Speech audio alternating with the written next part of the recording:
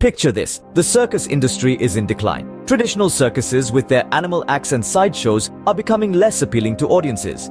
Enter Cirque du Soleil. This is a tale of transformation of how one company dared to reimagine what a circus could be, and in doing so turned an industry on its head. Cirque du Soleil, a name now synonymous with spectacular performances and breathtaking acrobatics, did not start as the global phenomenon we know today. Quite the contrary. It began as a humble troupe of street performers in Quebec, Canada. But what set Cirque du Soleil apart was its willingness to challenge the status quo. They looked at the traditional circus with its animal acts and star performers and saw an opportunity for change. They envisioned a different kind of circus, one that could captivate audiences in an entirely new way. And so, they stripped away the elements that were no longer resonating. The animals, often a source of controversy, were eliminated. The focus on star performers was reduced, replaced instead by an ensemble of equally talented artists. But perhaps the most radical change was the introduction of a theme and storyline into their shows. This was not just a circus anymore, it was a theatrical experience. This new approach did not just make Cirque du Soleil different, it made them unique. They had created a new market space, one that appealed to a different type of audience. Adults seeking sophisticated entertainment, tourists looking for a memorable experience, corporations wanting to impress clients. These were the new patrons of Cirque du Soleil, and they were willing to pay a premium for this unique experience. And so, Cirque du Soleil created their own blue ocean, an uncontested market space ripe with potential. But how can you do the same? The first key lesson from the book is value innovation. This is a critical concept that revolutionizes how we approach business and competition. Rather than striving to outdo competitors, value innovation encourages us to redefine the problem we're solving. It's about crossing market boundaries to find new, uncontested spaces where we can create exceptional value for our customers. Consider the congested ports of Los Angeles and Long Beach. Instead of joining the fray and competing for limited space, innovative companies are exploring alternatives, leveraging technology, and turning to underutilized ports, thus creating unprecedented value for desperate retailers. Or take the rise of impact investing. Here, value is innovated not just by financial returns, but also by the positive change these investments bring about in environmental, social, and governance issues. Value innovation is about breaking the norms, challenging the status quo, and unlocking exceptional value for buyers. It's about making the leap from competing in a crowded marketplace to creating an uncontested market space where competition becomes irrelevant. Remember, the goal is not to beat the competition, but to make the competition irrelevant. The second key lesson is the use of the strategy canvas. This is a powerful tool that aids in understanding the current state of play in the market. You see, it's not enough to simply know what your competitors are doing. The strategy canvas encourages us to go a step further and reconstruct buyer value. Think of it as a map. On one side, you have the factors that the industry competes on and invests in. On the other, you have the offering level that buyers receive across these key competing factors. By plotting these out, the strategy canvas helps you visualize the current strategic profile of your industry. But here's where it gets interesting. The strategy canvas doesn't just help you understand the market landscape. It pushes you to redefine it. It nudges you to shift your strategic focus from competitors to alternatives. What other ways can you serve your customers? What other needs can you fulfill? And it doesn't stop there.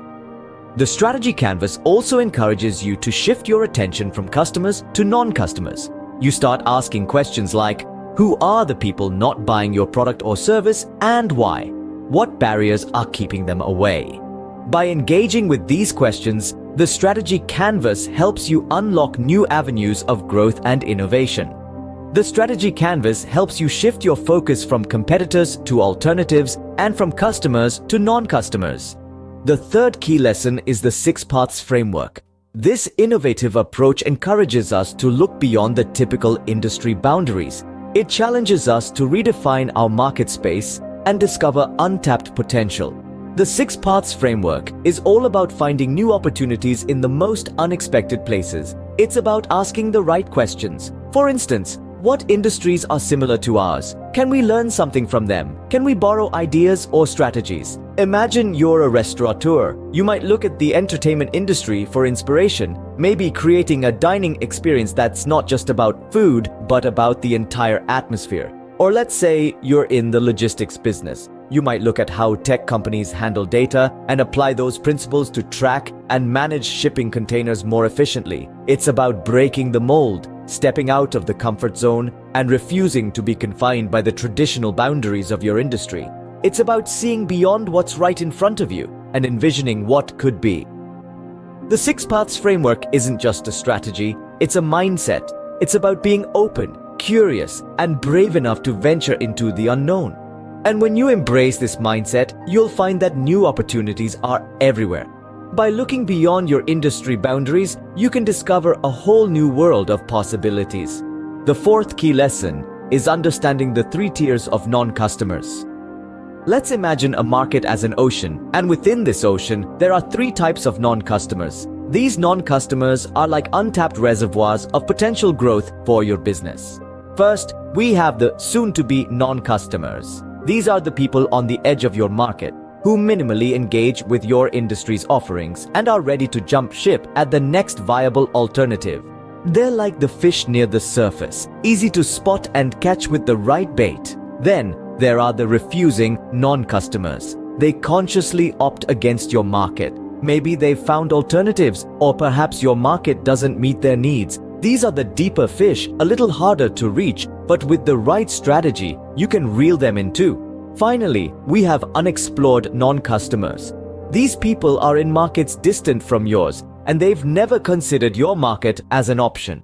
They're like the elusive deep-sea creatures, seemingly out of reach, but with innovative thinking and a bold strategy, you can pull them into your net. Understanding and targeting these non-customers can open up new avenues for growth.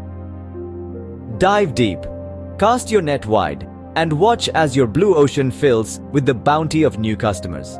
The 5th key lesson is the 4 actions framework. Now, what is this framework all about? It's a strategic tool used to reconstruct buyer value and create a new value curve. The 4 actions framework consists of 4 key strategic moves: eliminate, reduce, raise, and create. Let's break this down. Firstly, eliminate. This encourages you to think about what factors that the industry has long competed on can be eliminated. It's about cutting out the fat and focusing on what truly matters. Next, reduce. This involves determining which factors should be reduced well below the industry's standard. It's about streamlining and optimizing for efficiency. Then we have raise. This asks you to consider which factors should be raised well above the industry standard. It's about pushing the boundaries and going beyond the norm. Lastly, create. This prompts you to think about what factors should be created that the industry has never offered. This is about innovation and offering something truly unique. This framework encourages you to think differently about your product or service and how it delivers value to the customer. The final key lessons are about execution and renewal. Now, it's not enough to just have a great strategy. The real challenge lies in overcoming organizational hurdles and executing that strategy successfully.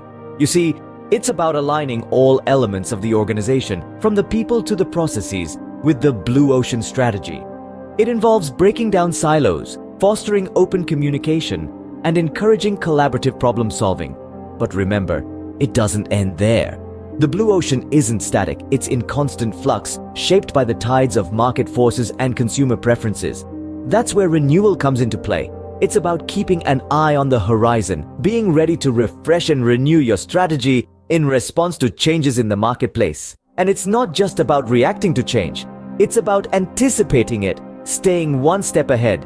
It's about fostering a culture of continuous innovation, where every team member feels empowered to bring forth new ideas and challenge the status quo. Remember, a blue ocean strategy is not a one-time event, but a continuous process of innovation and renewal.